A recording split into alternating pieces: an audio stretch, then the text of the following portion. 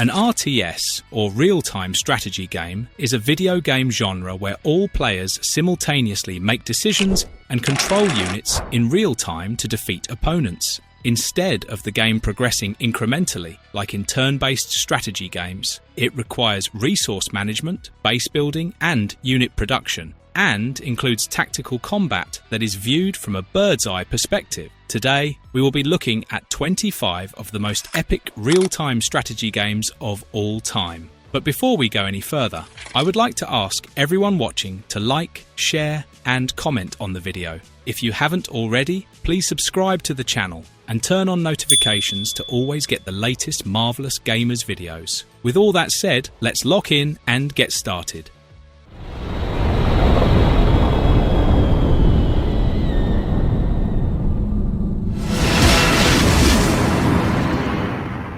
Starcraft. Starting off the list at number 1 is Starcraft. This RTS game was developed and published by Blizzard Entertainment in 1998. Taking place in the 25th century in a fictional galaxy, the game centers around 3 species: Terrans, the humans, Zerg, a superspecies of assimilated life forms, and Protoss, a technologically advanced species with vast psionic powers, all embroiled in an interstellar war amongst each other. The story is told across 3 separate campaigns, each focusing on one of the races. Every single combat unit is unique to its race. While certain technological roles might have rough parallels, each unit performs differently, demanding players master a variety of tactics for battlefield supremacy. There are 2 resources to sustain your game economies and to build your forces: minerals for units and structures, and Vespene gas for advanced units and buildings. Starcraft's single-player campaign consists of 30 missions, split into 10 for each race.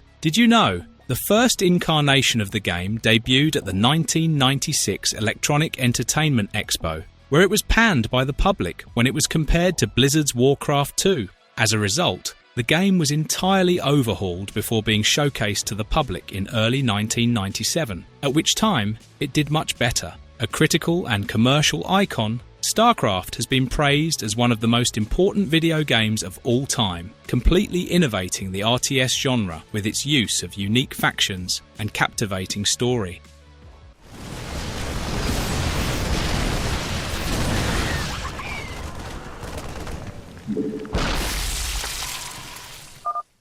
Starcraft 2 Wings of Liberty. Next up, at number 2, we have the big brother to Starcraft, Starcraft 2 Wings of Liberty. Blizzard Entertainment went bigger and better with this RTS sequel, as was the case with its predecessor. The nomadic Terrans, the hive-minded Zerg, and the psionic Protoss continue their power struggles in this game. The game's plot follows the now disgraced hero, Jim Raynor, from the first game, who leads his rebel group, Raynor's Raiders, in a campaign against the tyrannical Terran Dominion, headed by Emperor Arcturus Mengsk. It further expands to involve the larger galactic conflict, as Raynor searches for powerful Xel'Naga artifacts, eventually using one to reverse the infestation of Sarah Kerrigan, his former love, turned into the Zerg's Queen of Blades. The game has non-linear progression, so you can pick and choose which mission to play when, taking side jobs for money, and using it to buy additional units and upgrades. Your choices in certain key missions can affect which new units or technologies become available to you, leading to different branches of the story. The game even has a multiplayer mode that focuses on fast-paced, head-to-head competition, known for its steep learning curve and high skill ceiling. The game was extremely successful, both critically and commercially, being touted by many critics as one of the best video games of all time, selling over 6 million copies.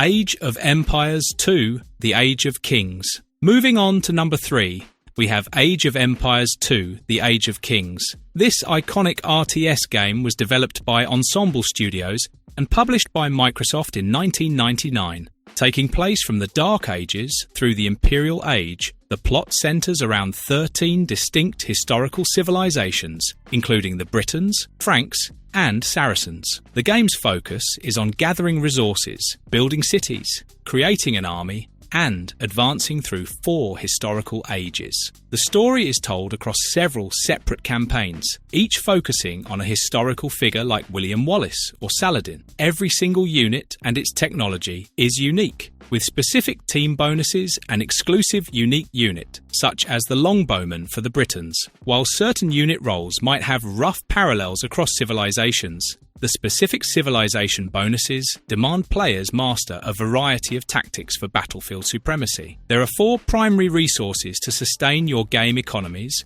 and to build your forces: food, wood, gold, and stone. Age of Empires 2's original single-player campaign consists of 5 historical campaigns, split into several scenarios each. The game was an outright critical and commercial hit, winning multiple awards, selling over 2 million copies, and influencing many other games' interface and in-game mechanics. Did you know the game's online multiplayer saw a resurgence in popularity during the global lockdowns due to the COVID-19 pandemic in 2020, with many buying the game's definitive edition and reminiscing about their childhoods with their friends?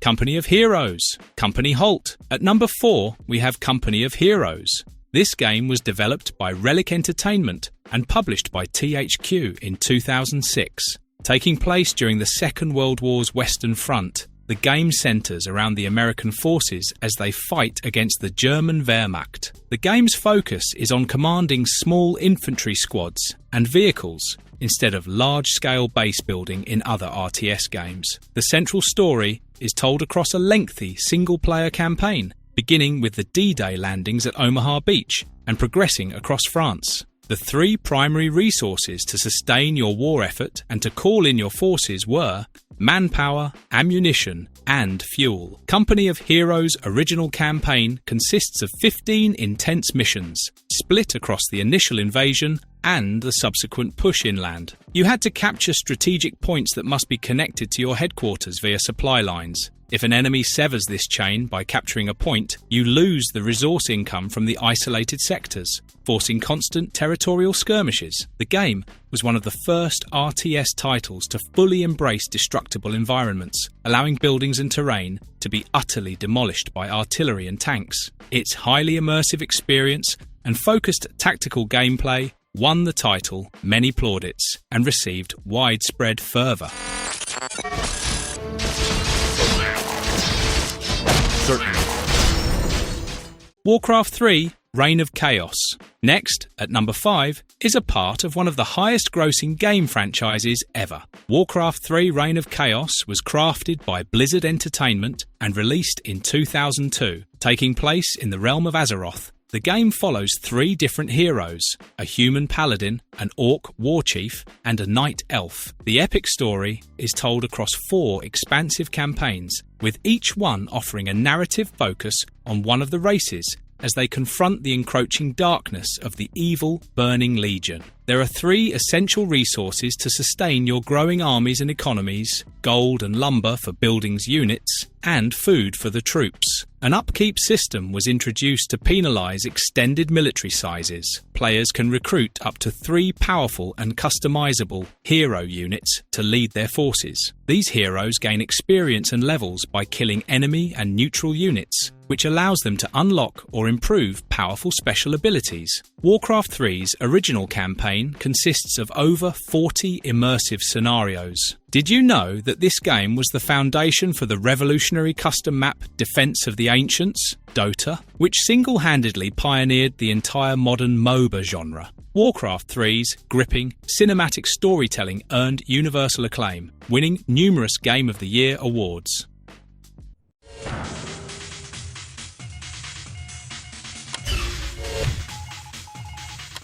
Command & Conquer Red Alert 2. Moving on to number 6 is Command & Conquer Red Alert 2. The game was released in 2000 as the follow-up to Command & Conquer Red Alert. The plot picks up after the Allied victory in the first game. The Soviets, led by the seemingly docile Premier Romanov and his mysterious advisor Yuri, launch a full-scale invasion of the United States. They utilize psychic technology to cripple America's defenses, leading to a desperate global conflict between the 2 superpowers, the high-tech Allies, and the brute force Soviets. The gameplay is defined by aggressive base-destroying combat, featuring iconic units like the Soviet Apocalypse tank and the Allied Prism tank. Every aspect of gameplay is based on the collection of money. I mean, realistically, what isn't? It maintains the core resource model, which was ore and gems from its predecessor. One of the major pluses of Red Alert 2 over the original game was that playing as a specific country made a bigger difference. The Allies were better suited for late-game strategies, and the Soviets dominated the early game through raw resilience. The game offers 2 distinct story campaigns, one for each faction, that chronicle the Soviet invasion of the United States. Critically, Red Alert 2 was extremely well received, praised for its tight balance, vibrant personality, and frantic multiplayer.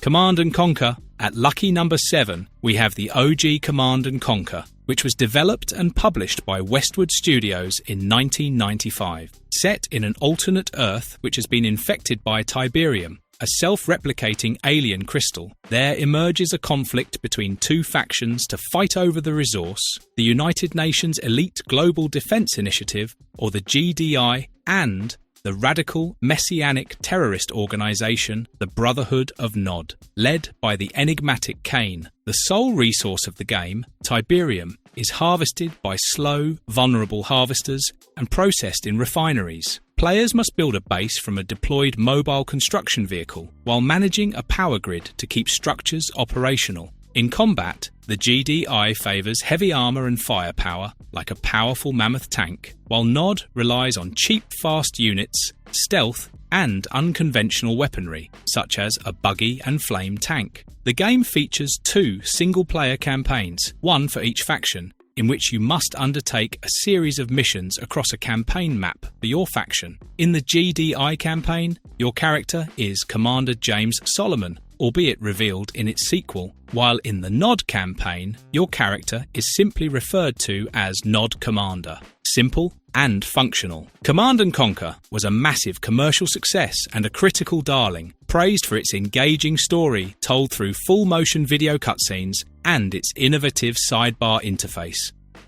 Supreme Commander Forged Alliance. Next, at number 8, it is Supreme Commander Forged Alliance. This was a standalone expansion to the original 2007 game with the same name that was released a few months prior. The plot follows the immediate aftermath of the Infinite War, but humanity's triumph is short-lived. The 3 surviving factions, UEF, Cybran Nation, and Aeon Illuminate, are forced into a desperate coalition to combat the Seraphim, a powerful, extra-dimensional alien race attempting to destroy all humanity. The campaign focuses on Fort Clark, the last UEF stronghold. As is the case in the original game, you use a giant bipedal mech called an Armoured Command Unit to build an army with which you can conquer your opponents. Forged Alliance expands on the original gameplay mechanics, adding new units, modifying old ones, and introducing other improvements to the user interface. The game maintains its massive scale with the unique economy of mass and energy, rewarding efficient income over stockpiling. If the resource generation exceeds the player's capacity, the material is wasted. If the storages are depleted and the demand for one of the resources exceeds the production, then all production speed is reduced. Critically, Forged Alliance was praised as a superior, more polished version of the base game, often cited as one of the best macro-scale RTS titles ever made. Homeworld. Next up is number 9, To Go Home. Homeworld is a game developed by Relic Entertainment in 1999. The story follows the Kushan people of Karak, who, upon discovering their ancient homeworld, Higara, construct a massive mothership to make the millennia-long journey. The game opens with a hyperspace test that triggers a retaliatory strike from the powerful Taidan Empire, which ultimately razes Karak. The campaign becomes a desperate 16-mission journey of survival across the galaxy as the exiled fleet seeks its true home. A defining mechanic of the game is the persistent fleet, where units and resources carry over from one mission to the next. This creates a powerful emotional attachment to every ship, as losses are permanent and difficult to replace. Combat emphasizes ship formations, missile ballistics, and the strategic use of salvage corvettes to capture enemy capital ships. Unlike contemporary competitors, Homeworld pioneered true three-dimensional RTS, giving players full control over unit movement on all three axes. Critically acclaimed for its atmosphere, scale, and innovative 3D control scheme, Homeworld is frequently praised for having one of the most compelling and cinematic stories in PC gaming history.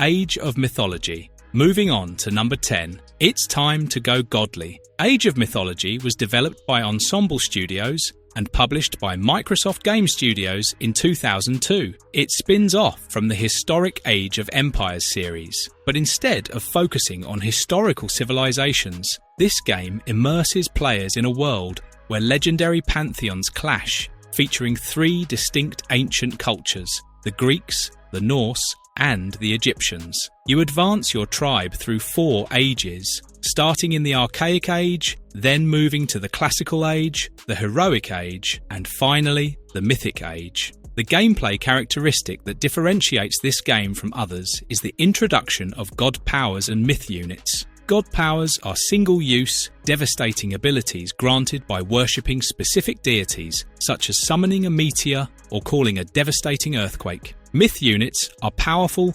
non-human troops, like the Minotaur or the Sphinx, that are costly but highly effective against standard military forces. The economy focuses on gathering standard resources that are food, wood, and gold, plus a unique fourth resource called Favour, in place of stone, which is necessary to create myth units and research divine technologies. The combination of these mythological elements with traditional base building and military strategy made the game highly popular and critically successful, with over 1 million copies worldwide within 4 months of its release.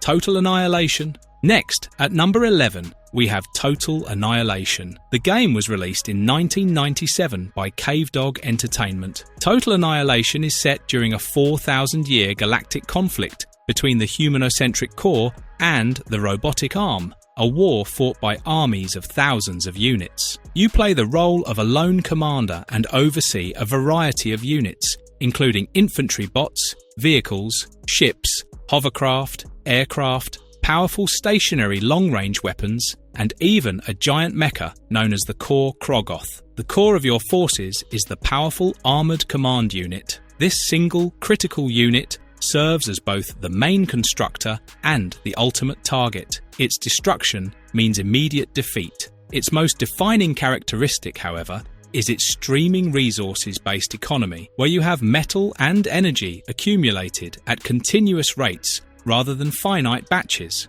This system rewards a state of constant, efficient resource flow over resource stockpiling, fundamentally driving players toward relentless expansion and overwhelming scale, features that strongly influenced subsequent RTS titles. Fun fact: Total Annihilation was one of the first RTS games to feature radar that showed enemy units within its radius on the minimap. The game was highly praised by critics and won numerous Game of the Year awards.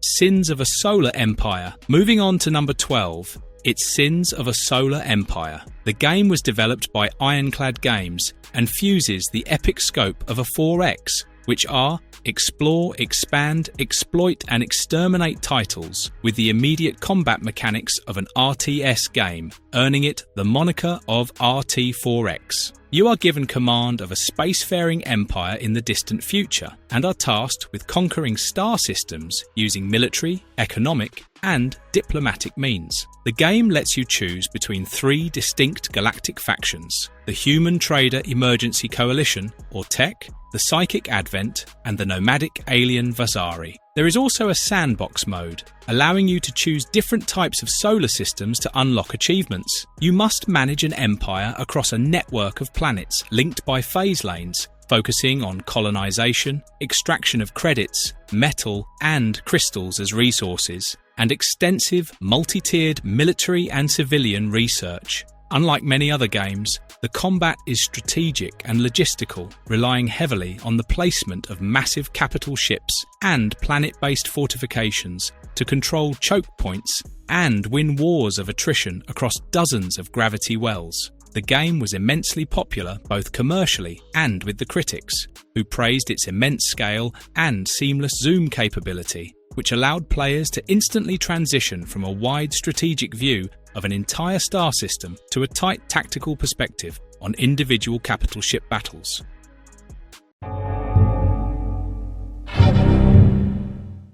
Battle Realms. Up next, at special number 13, is Battle Realms. The game was published and released by Crave Entertainment and Ubisoft in November 2001. It blends feudal Japanese aesthetics with high fantasy martial arts. The game's narrative focuses on Kenji, an exiled hero who returns to his homeland, forcing him to choose allegiance between 4 ideologically opposed clans: the Honourable Dragon, the Outlaw Serpent, the Rugged Wolf, and the Corrupted Lotus. Battle Realms' most distinguishing gameplay feature is its unique and organic unit production system. Unlike conventional titles, where units are simply purchased, the game requires all military forces to originate as simple, multi-purpose peasants. These peasants are then either used for resource gathering and construction, or they are trained by specific production structures, physically and visually evolving into specialized soldiers, such as swordsmen, geisha, or samurai.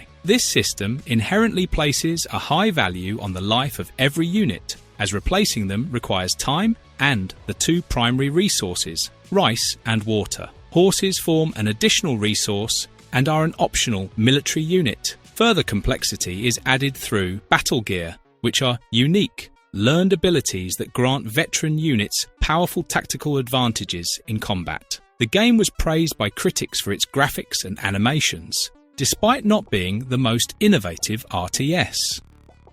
Just tell us where you need us. None can stand before the greater good.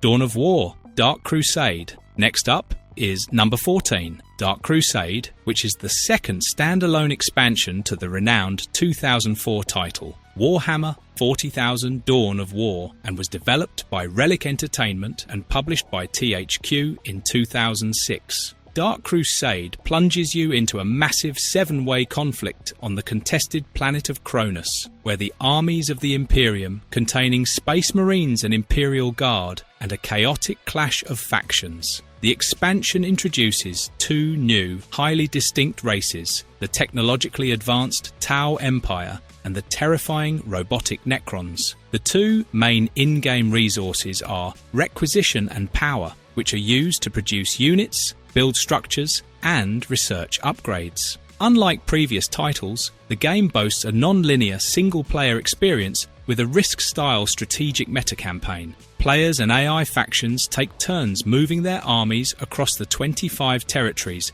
on the strategic map. When an army attacks an enemy-controlled territory, the game transitions to an RTS battle. You have to select one of the 7 armies or factions to conquer territories on the global map of Cronus, unlocking unique global abilities and strategic assets between missions. The core gameplay retains the aggressive, fast-paced, squad-based combat of the original series. The expansion was considerably well received, complementing and enhancing the already uber-successful base game.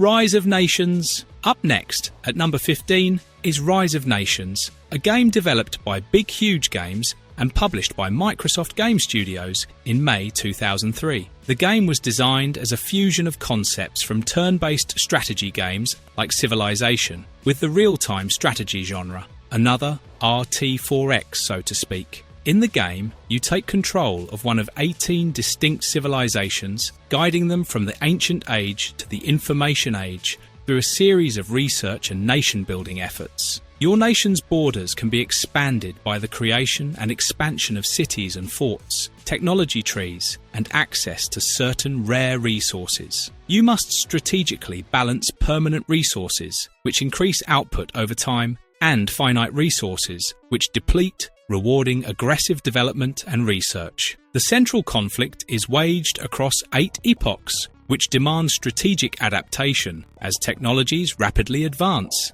and unit compositions evolve.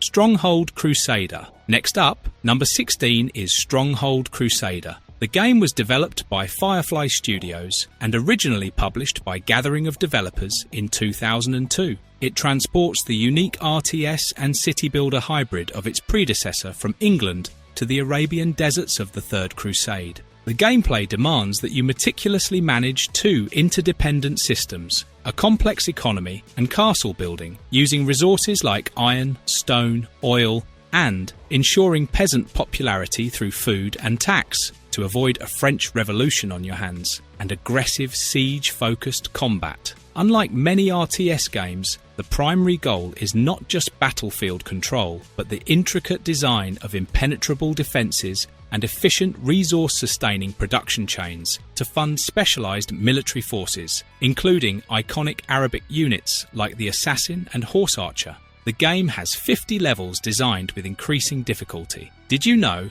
this year the game received the Stronghold Crusader Definitive Edition? This new version featured remastered visuals and audio, 2 new historical campaigns, and quality of life updates. Crucially, it added new content in the form of 4 brand new AI opponents, like the Sentinel and the Jewel, and 8 new Bedouin units, along with larger map sizes and co-op skirmish trails, expanding the possibilities for both veterans and newcomers. Have you played this version yet? Comment down your thoughts on it.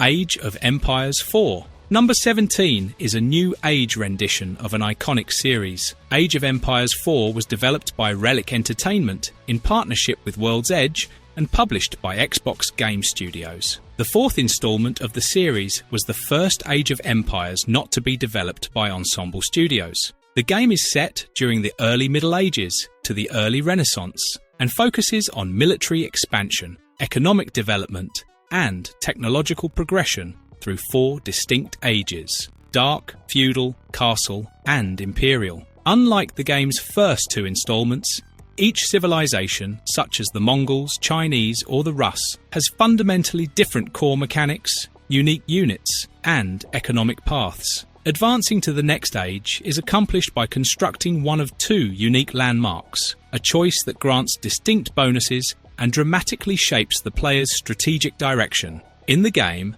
villagers gather food, wood, gold, and stone to construct buildings, research technology, and train units. Did you know that the game is having a DLC named Dynasties of the East releasing very soon? The original release of the game saw 8 civilizations available, which, thanks to the game's DLCs, has expanded to 22 civilizations, counting variants or changed versions of that civilization. The game was received with positive reviews, though some rightful criticisms levelled at it were that the game didn't really venture much out of its comfort zone and didn't innovate much. Send the data, now!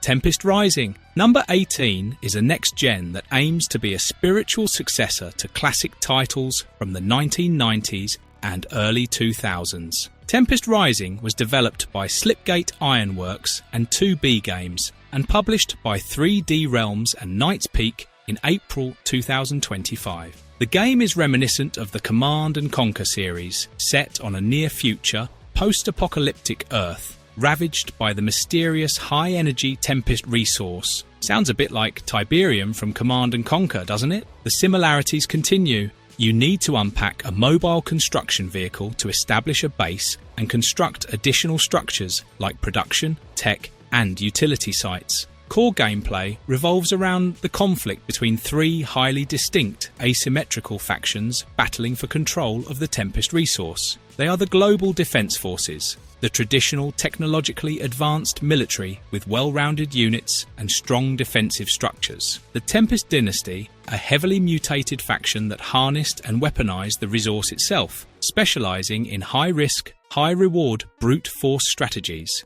And finally, the Veti, an alien faction that is only accessible on single player so far. The game features both a story-driven single-player campaign for each faction and competitive multiplayer modes that emphasize high-speed macro and micro gameplay. The game has been getting pretty good reviews and is considered a great throwback game with next-gen graphics.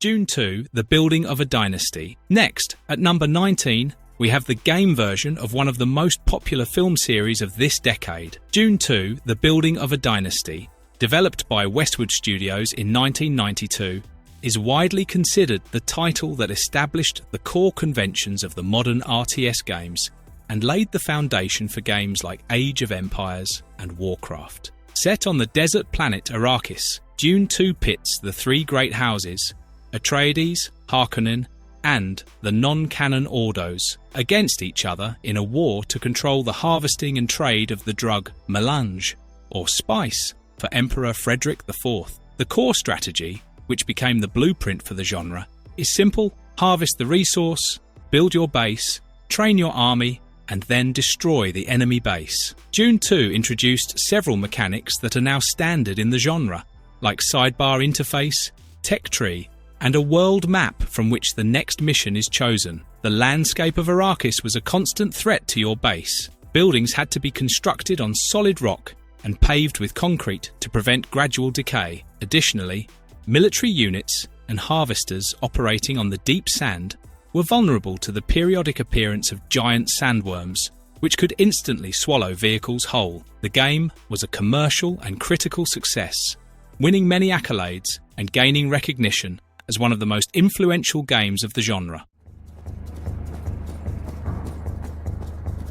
Your objective is to destroy 2 anti-air emplacements. Weapons are free and we are now at war.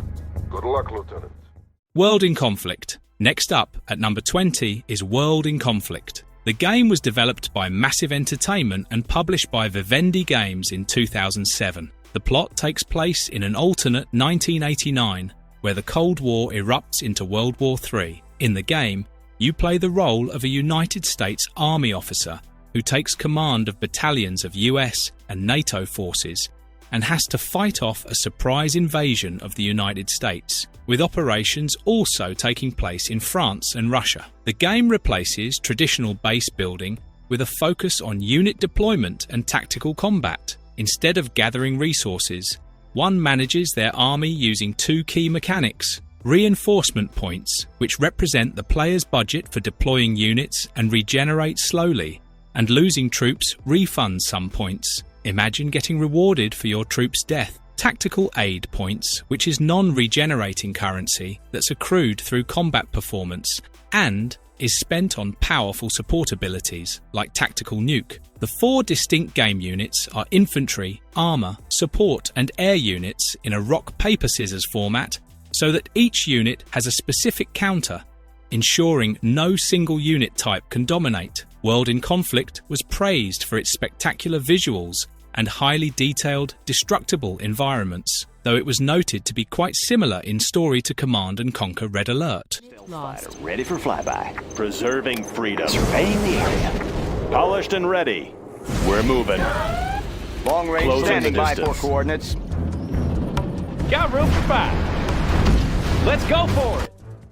Command & Conquer Generals. Moving on to number 21 is another game from the C&C franchise. Command & Conquer Generals was the 7th installment of the series and was developed and published by EA in 2003. The game was the first C&C title to use a fully 3D engine called the Strategy Action Game Engine, or SAGE, which completely changed the scale and visual approach for the game. It abandoned the series' trademark campy, live-action cutscenes for a more serious, albeit exaggerated, geopolitical setting focused on a modern conflict between 3 highly distinct global powers. Generals takes place circa 2020s, where the United States and China cooperate to fight against the Global Liberation Army, or GLA, a terrorist organisation based in Central Asia. Call it a video game equivalent of Rush Hour. The 3 asymmetrical forces have similar functions, but differing units and strategies. The United States relies on high-tech weaponry,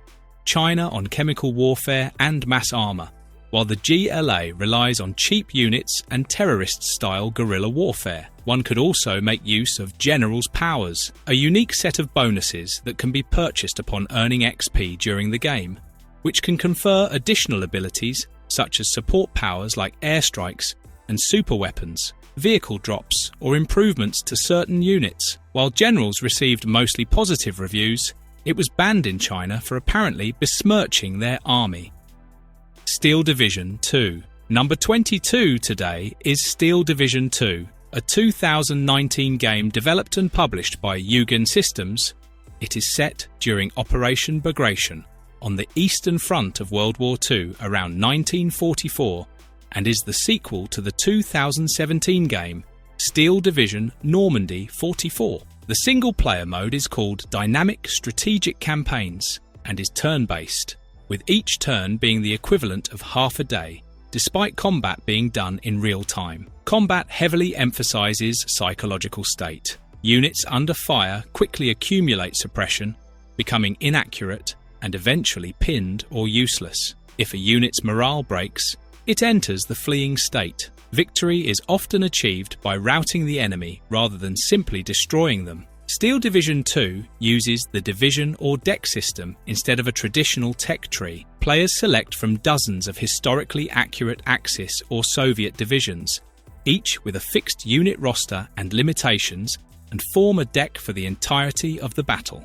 You have the option of 18 divisions to choose from, with 600 units available for building your deck. The game was received pretty well and was considered a solid sequel for the most part.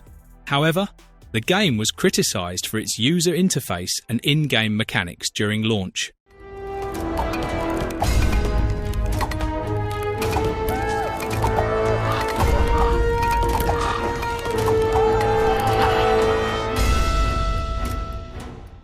They Are Billions.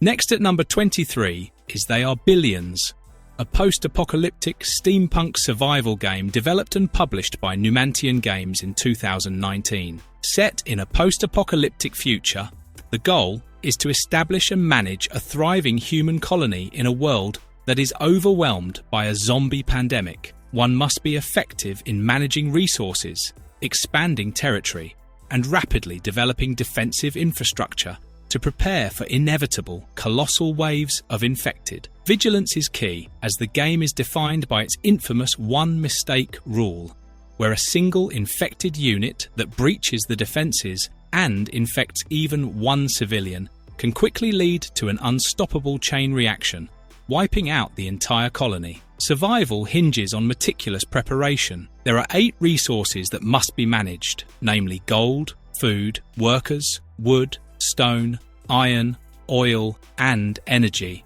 There are variations in the zombie units like chubbies, harpies, and giants, which make your use of defences like choke points, layered walls, turrets, and specialised military units the difference between life or death, in this case, undeath. The game was praised for its layered gameplay and did pretty well commercially. Hearts of Iron 4. Penultimate number 24 is Hearts of Iron 4. The game was developed and published by Paradox Studio and simulates the events leading up to and during World War II. Starting in either 1936 or 1939, you select and control virtually any nation in the world, managing every aspect of its operation, politics, trade, research, military production, and global warfare. Unlike traditional RTS games, time runs continuously, and the focus is on macro-level, long-term strategic planning rather than moment-to-moment tactical skirmishes. The National Focus Tree acts as the political and industrial tech tree, which requires political power to choose ideological paths, namely democratic, communist, and fascist, that grant industrial bonuses and diplomatic options. The game's unique division designer lets you custom build forces by combining unit types such as infantry, armour, or support into specialised templates optimised for terrain. You must also research new technologies across the 4 trees: infantry, armour, air, and navy, to keep equipment up to date. Hearts of Iron also attempts to recreate the complex diplomatic relationships prevalent in that time period. including non-aggression pacts, offers and requests of military access, and guaranteeing independence. Another novel concept Hearts of Iron 4 introduces is the concept of world tension, an abstract representation of how close the world is to global war on a scale from 0 to 100, where aggressive actions by any nation against anyone can increase world tension, while peaceful actions can decrease it. Bet you if it was tuned to current affairs, it'd be like a solid 80. The game was banned in China on November 2nd, 2017, for allegedly not complying with local law, even though the Chinese developer Tencent owns 10% of Paradox. That aside, Hearts of Iron 4 was a commercial and critical success. Rome Total War. Lastly, at number 25, we have Rome Total War. Though developed by the Creative Assembly and originally published by Activision in 2004, the publishing rights have now passed to Sega. The game is the third game of the Total War series. Set in the Roman Republic era, the game splits focus between two distinct layers, allowing players to choose one of three Roman houses or other ancient powers such as Greeks, Egyptians or Gauls to conquer and rule the erstwhile known world. It combined deep strategic management with cinematic, large-scale tactical combat. The campaign map is the turn-based strategic core, where players manage their empire's macro elements like city development, technology research, and trade. When opposing armies clash, the action shifts to the RTS layer. Here, players command thousands of soldiers in full 3D environments. The simulated battle is incredibly detailed, with different units having different morale, hit points, and general combat skills. If a unit's morale drops too low, its soldiers will try to flee the field, so it is of utmost importance that you marshal them correctly. The game was incredibly popular, selling tons of copies and receiving universal acclaim from the critics. We must use all available support to hold off the American attack. The first enemy echelon is here. Romanos, call in artillery and airstrikes on them.